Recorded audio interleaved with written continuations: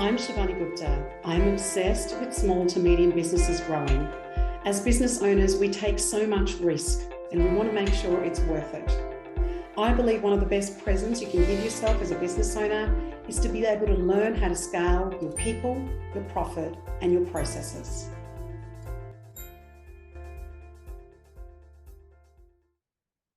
Hello, everybody, and welcome to Grow Your Business podcast. I'm Shivani Gupta. I'm your host. Today, we're going to be speaking about how important it is to make sure that the people that we hire are a good cultural fit in our business. Because we know that when we hire the wrong people, or they seem to have all the qualifications, but when they don't have a cultural fit in terms of their culture and the background that they've had, not only in terms of their upbringing, but also the businesses that they've worked in, coming into the really unique culture as a leader, business leader and owner that you've created, it is so important to make sure that there is some alignment there, or at least there's some room for alignment in terms of that. And when we have that cultural fit, we find that we get a team that works better, it's more productive, it's more cohesive, and there are some different steps that we can look at as leaders and owners in terms of what we can do to make sure that people are a really good cultural fit. The first one's going to sound really simple, but we want to make sure that you've got very clear what your company culture is. Because when we're hiring, we want to make sure that we can articulate what our culture is and be able to talk about that in the interviewing process, but also in as that person onboards and becomes embedded into your culture. So you want to be able to talk about your business's vision. You want to talk about the mission, you want to talk about the culture, you want to talk about the core values and behaviours that really are expected and what we try and adhere to in terms of what the organisation and the business really values. And when we talk about that very openly, the person that's being interviewed has a really clear understanding in terms of whether they would fit naturally into that culture or not. The other is to involve your team when you're hiring people.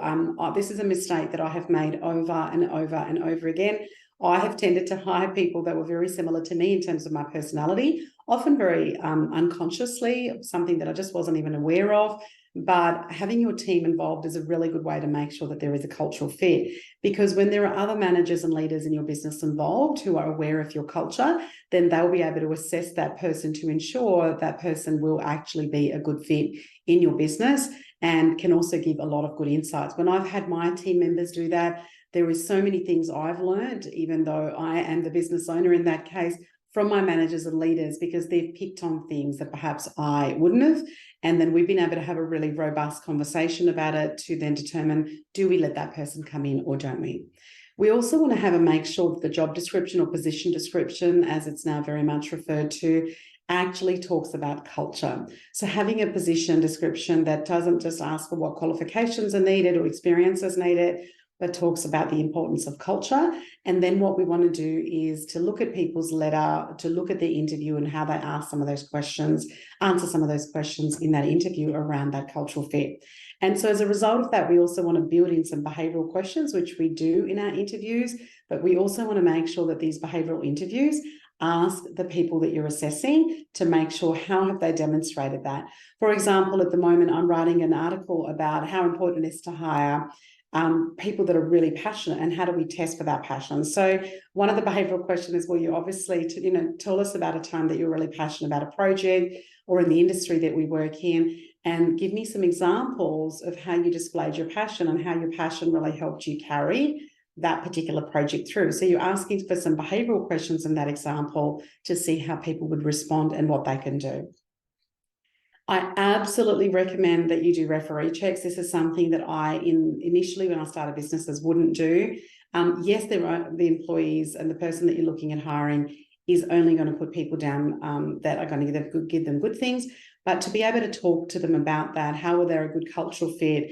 That's great that they've got all these qualifications and obviously you and them have a great relationship, but what are they like culturally fitting into different cultures? And building that sort of conversation in with your referees and their reference checks is really, really important. We also want to kind of assess, but everybody calls them soft skills. Honestly, I think people skills are the hard skills. And I think it's so important for us to be able to test that, making sure that people can do that, because we can always upskill people, but it's often very difficult to teach them attitude, and it's often very difficult to teach them all of the people skills and soft skills. And so what we want to talk about is their communication specifically, whether they have some empathy, whether they have an understanding of diversity in your business, and the fact that different people need different ways of being able to communicate too. The other one I want to talk about is that we can actually invite candidates and people in interviews to talk about their values and beliefs and experiences, and what have they done that actually align with your business. So it's almost called like a cultural fit interview. And, how can we build in questions that say, here are our values, tell us about some of the things that you've done. That would be an example of how that would align to our values, because you've already let them know that in the position description as well. We also, having a trial period, really good probation is really important for cultural fit.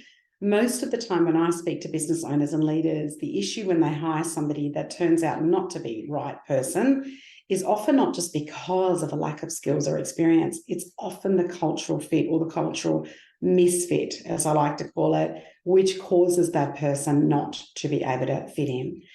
So the probation period is really important, whether it's 3 or 6 months.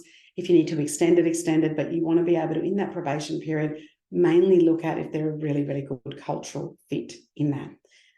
Most business owners and leaders that I work with have onboarding. Some do it very extensively, some do it very briefly. It's really important to get that onboarding piece right, to make sure, again, that you're emphasising the culture and the values of the business and how that new person can actually incorporate, assimilate into that new culture is really important.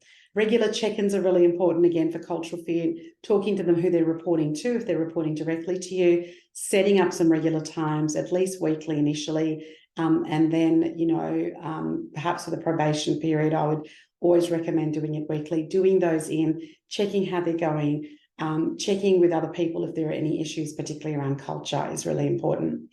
And what we want to do is we also want to measure the impact of that person coming in when we've ensured that they're a right hire. So we want to make sure that, from the employee's perspective, they're satisfied, they're feeling like that they fit in, and there's nothing as you as the business leader and owner could do to make that really successful.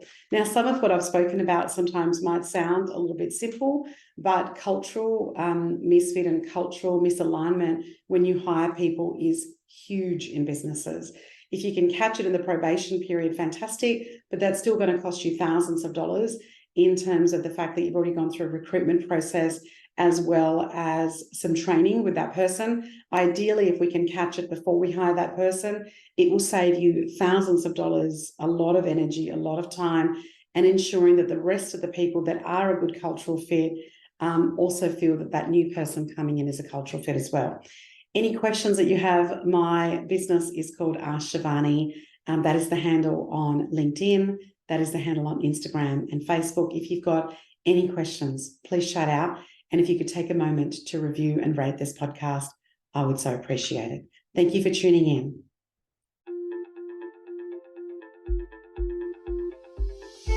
I'm Shivani Gupta, and you've been listening to the Grow Your Business podcast. I hope you got one idea that you can think about or perhaps even implement straight away in your business. Thank you for listening. Follow me on Facebook, Instagram, and LinkedIn under Ask Shivani. Remember, I call it Ask Shivani, so please send me your questions that I can address in this podcast for you. And I would also so appreciate if you went to the Apple Podcast to rate and review this podcast.